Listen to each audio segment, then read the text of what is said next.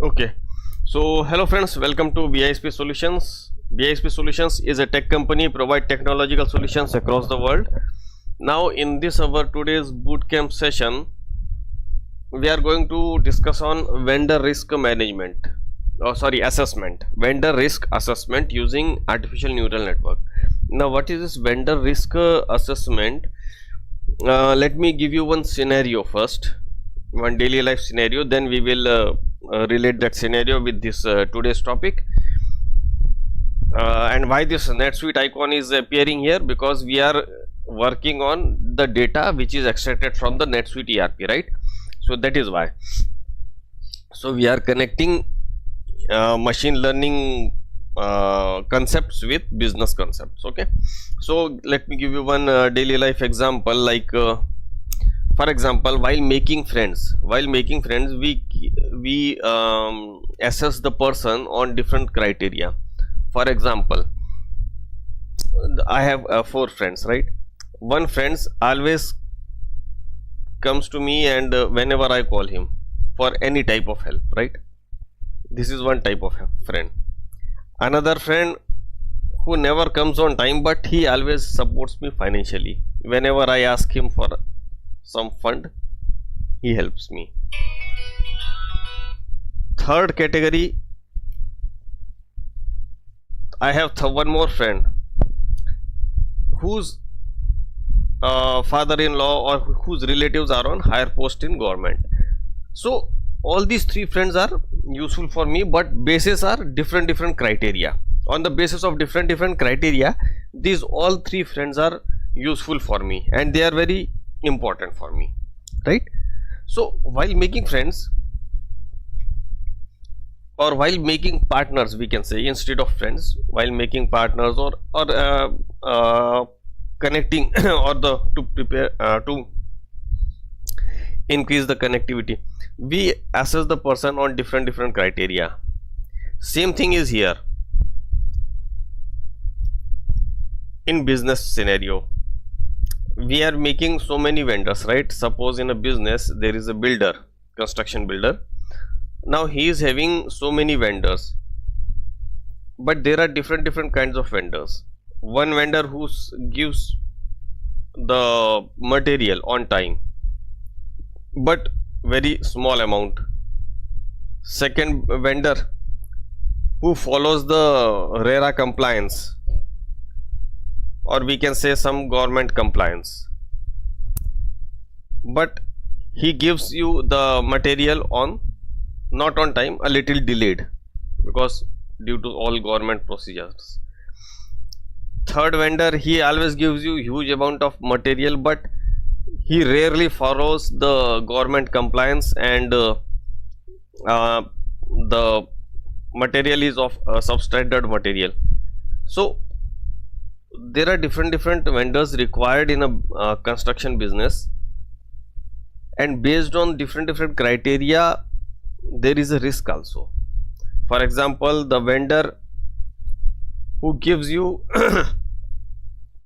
immediate material, but there is a risk whether he has followed all the rules and regulations, all the compliances. Second type of vendor.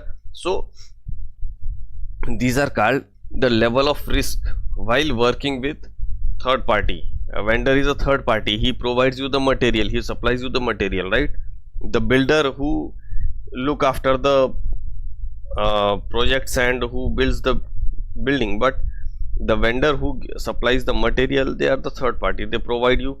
So based on different risk criteria, there is always a risk assessment should be there, that how much risk will be there in working with this type of vendor, how much risk is there in working of that type of vendor. So these things are also done by the builders, but in common people, they never know all these things, right? So this is how we are going to now discuss that what is vendor risk assessment. Now the criteria, the scenario is clear to you, right? What is the types of risk, and we have to assess that risk.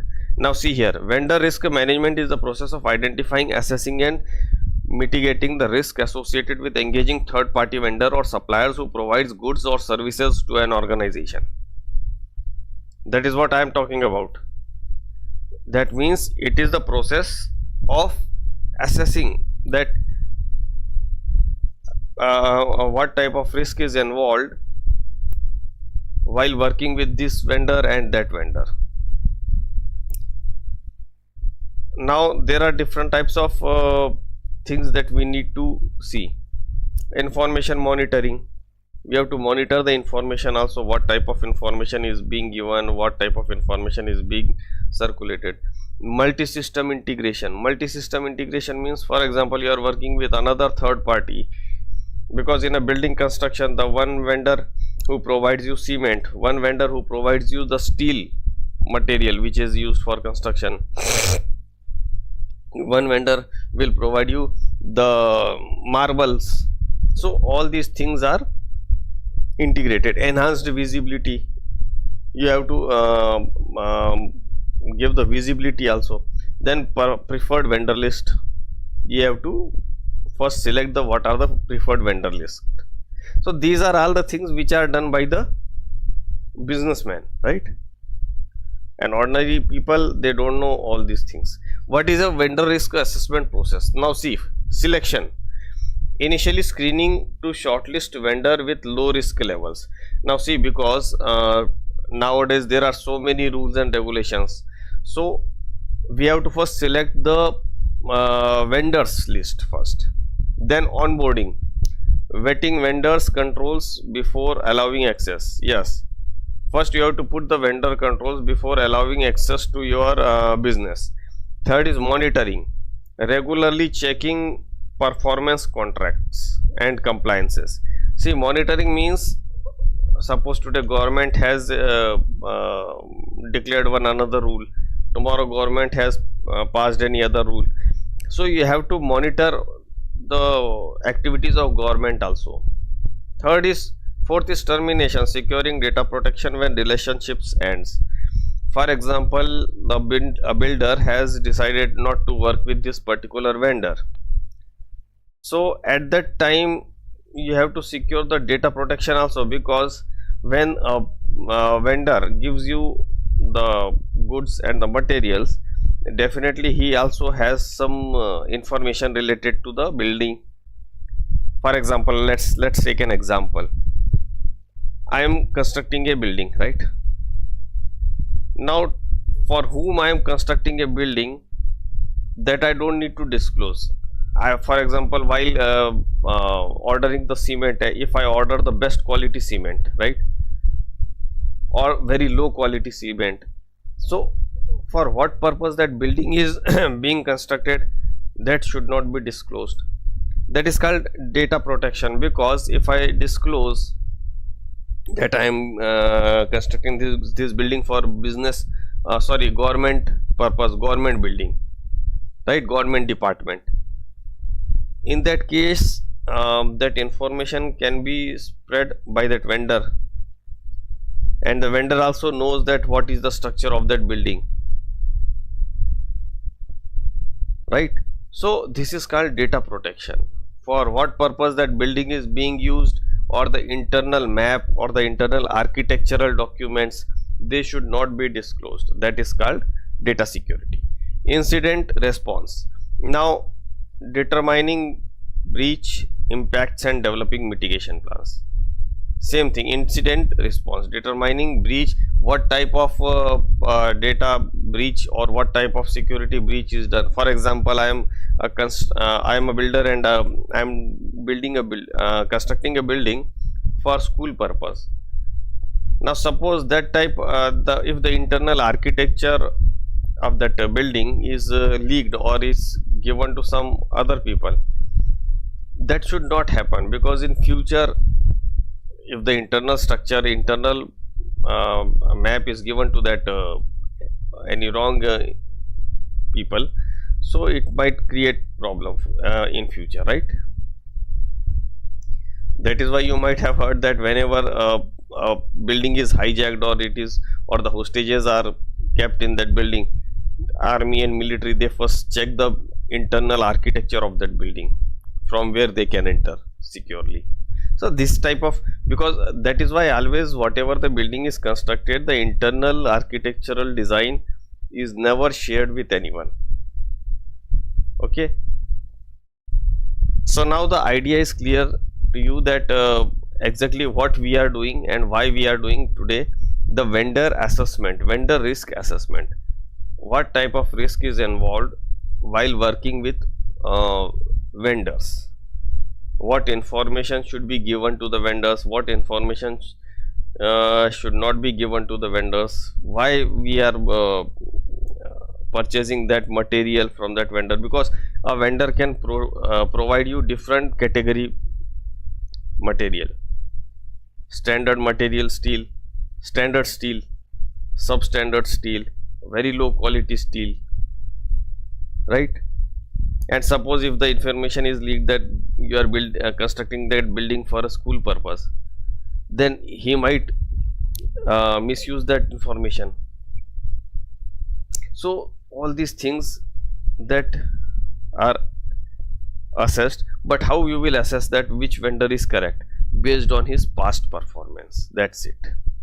For example, if a child, he obtains 90% since childhood, LKG, UKG, first standard, second standard, up to 12th, so definitely you can think of giving him scholarship to study the medical science course, right? Because based on his past history, you can take a risk that okay, we can spend money on his medical education, right?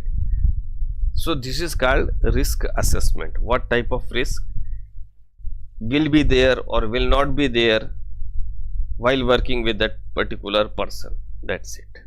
Now let's come to the practical part. First of all, I have created one CSV file. See what happened in an ERP can be used by any company, like whether it is a furniture selling company, whether it's a construction company. ERP product, NetSuite is an ERP product, and it can be used by any. So one vendor is using this ERP, and we generated a report of all the vendors, their details, right? And what type of details we have accessed from that report, that I will show you soon. First of all, let's create a new IPyNFile interactive Python notebook.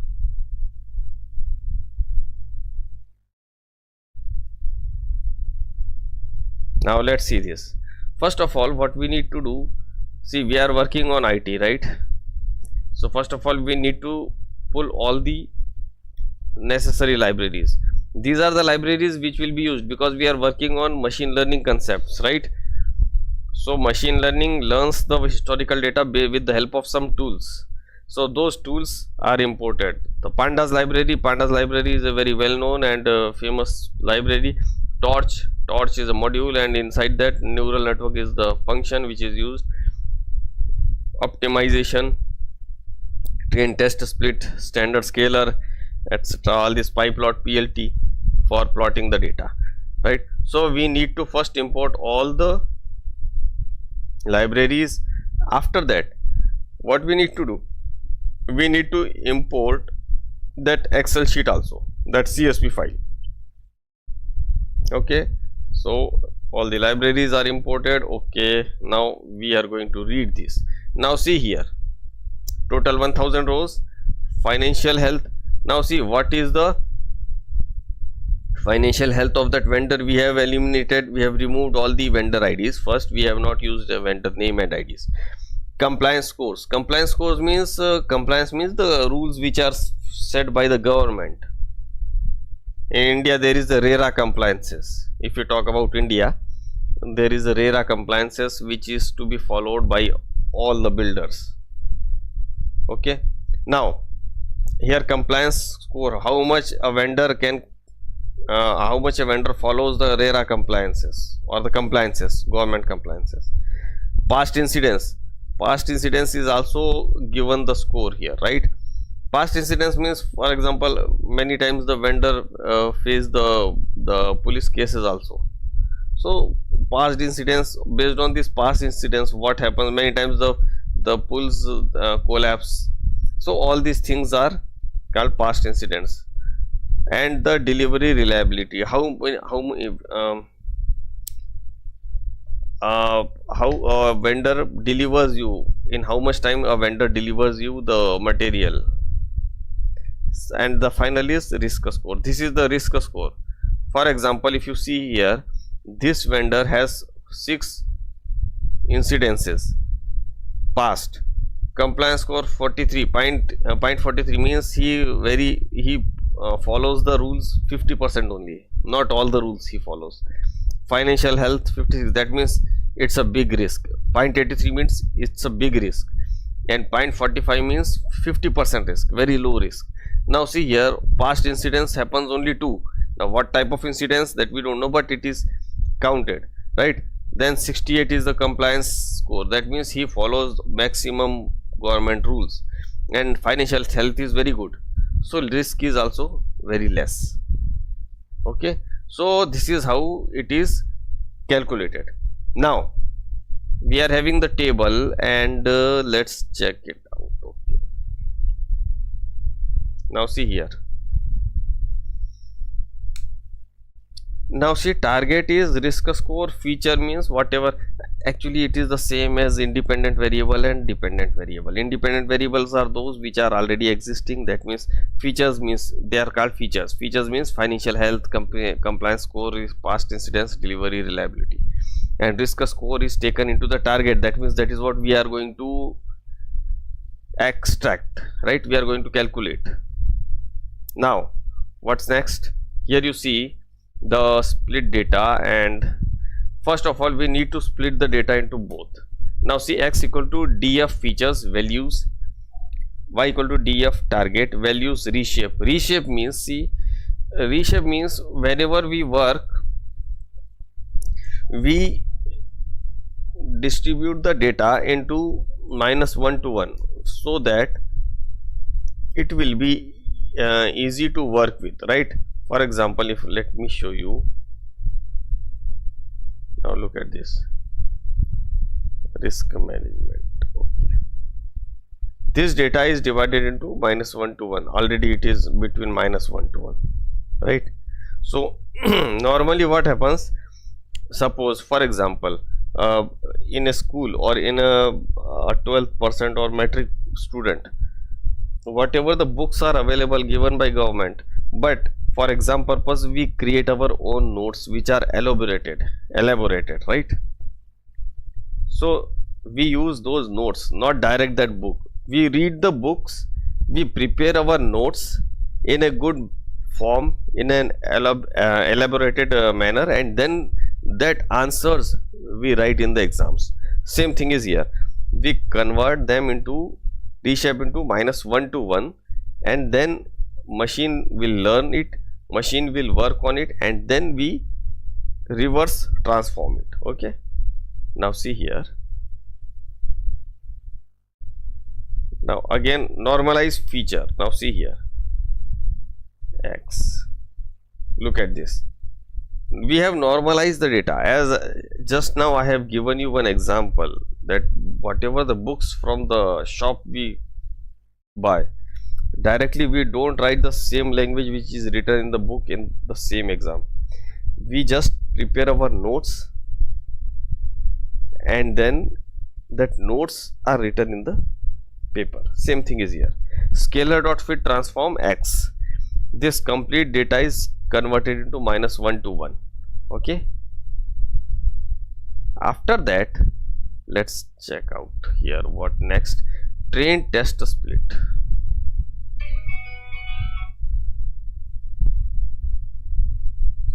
Now see here, train test split.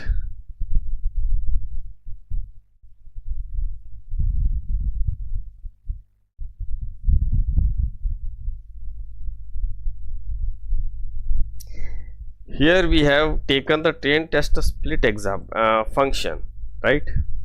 Now this train test split function means it divides the data into two parts, 80% in training and 20% for testing. Training means whatever the 80% data it is using, that is for training itself. That means it creates a pattern, and testing for that particular working on that 20% data. And here you can see test size is 0.2 means 20% for testing, and random state 42 means every time the data should not shuffle. Okay.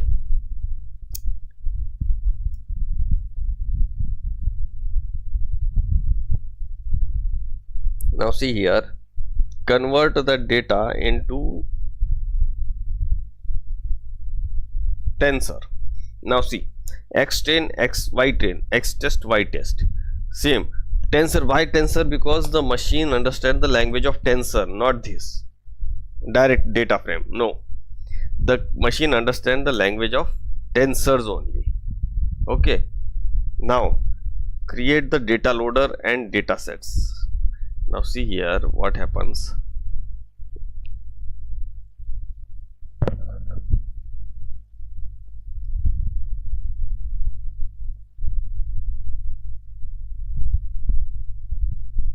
Now train DS dataset, tensor dataset, x train, y train, and train DL data loader, that is the train DS comma batch size 16. That means the size of 16 rows, the batches are created. Okay, and then shuffle equal to true, right? So now what we are going to do here,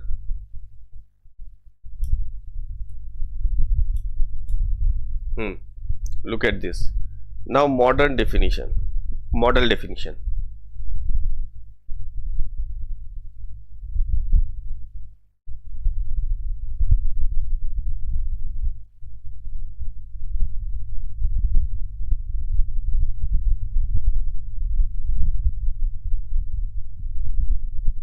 Now see here, class vendor risk model. Here we have created a risk model in which sequential data, nn.sequential, and then linear. Now see here, 4 is the column, right? 4 is the column names, column numbers, and 64 means the 64 neural networks are created. Then ReLU function is activated, that removes the negative numbers and convert it into 0 to 1. Then again linear. Here linear means 64 is the input given to it, and another time 32 networks are created, neural networks, and then again ReLU function is activated, and then finally this 32 and output is 1. Whatever the one output, either yes or no, right, it is created. Then form definition forward self.x. Here the model equal to vendor risk model. Here this vendor risk model is kept in one variable. Now what will happen? Loss and optimizer. Here we have created the loss and optimization function. Just a second, look at this. This is a standard function of creating generating the loss and optimizer function, MSE loss, mean square entropy loss, and this is a standard function, right? And learning rate is 0.001. Now training loop. Now our, as usual, we are going to train the model. Now train the model. For that, epochs 100 means 100 times we are going to repeat the loop. Okay, we are repeating the same procedure for 100 times so that the machine trains itself. Okay, so the machine trains itself. For doing this, we need to train the loop. Yes. Now see epoch in range, then YB XB. These are the two variables in train DL, training data loader, right? And then we, here is prediction, then the loss, the optimizer, the loss, the optimizer, epoch loss. All this is a complete mathematical function. And then when we run this, so look at this, the epochs is running. Now first of all, you will see loss 0.104. Immediately with after 10 epoch, it becomes 0.003. That means it is reducing. The loss reduces after every epoch repetition. That's the main story. Okay, after that let's let it finish.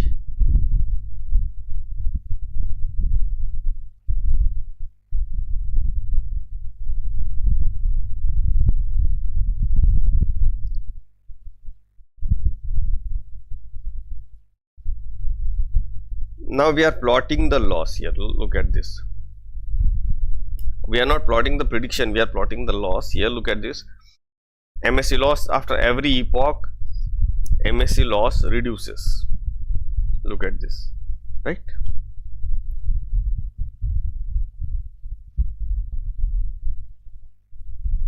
Now, what next?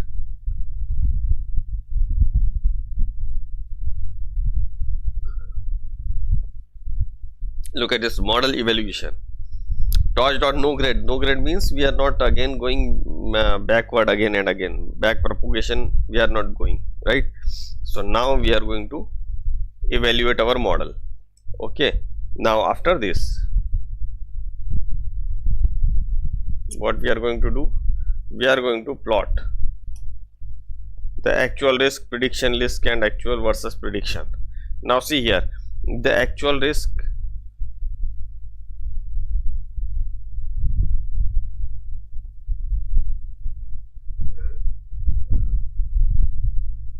Actual means the blue color, predicted risk means the red color. That means whatever is actual risk, that is the same thing is in the predicted risk, right?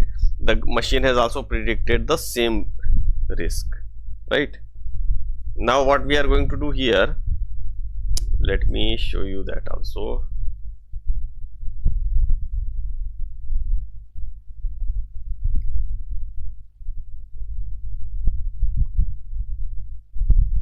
Now predicted new is a function, right? And in this predicted new, I am going to write down this new data. Look at this, 0.7, 0.80 and 0.9. 0.9, let's take this 1, 2, 3 and 4.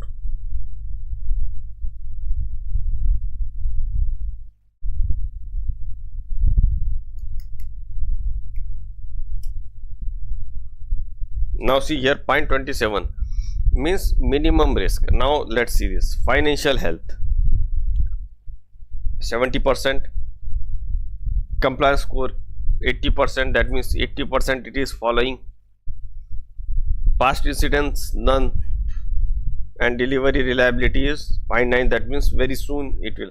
Now let's take past incidents are 10. Look at this, how much risk is there? 5.40, right? Similarly, if I go with this, right, let's take one more here, 97 means financial health is 97. Look at this, 0.21, previously it was, how much it was? 0.20, here also 0.27, right? 97. Look at this, the risk becomes very low. That means it is just like that only, when if a person is good by nature, so it is there is no risk in keeping friendship with him, right? So this is how we predict, right? So machine learning also, machine also predict the same, follows the same procedure to predict the risk, right? So in this way we predict the risk. So I recommend you to watch this video twice, thrice, because I have given you the scenario, I have explained you the scenario. Let's take a quick recap again. First of all, what we have done, we have extracted the data from the ERP. There are different criterias. There could be n number of criterias also. Here I have taken very few criteria. On the basis of that, then we have splitted the data, then we have reshaped the data, right? After that, what we have done, we have transform the data, then we train test split, we applied train test split function to separate the data, then we separated the data, right? After that, dataset data loader, with the help of this we distribute the data into two parts. Vendor risk model, a function is created, and loss and optimizer also function are there, right? Then the training loop begins. After that,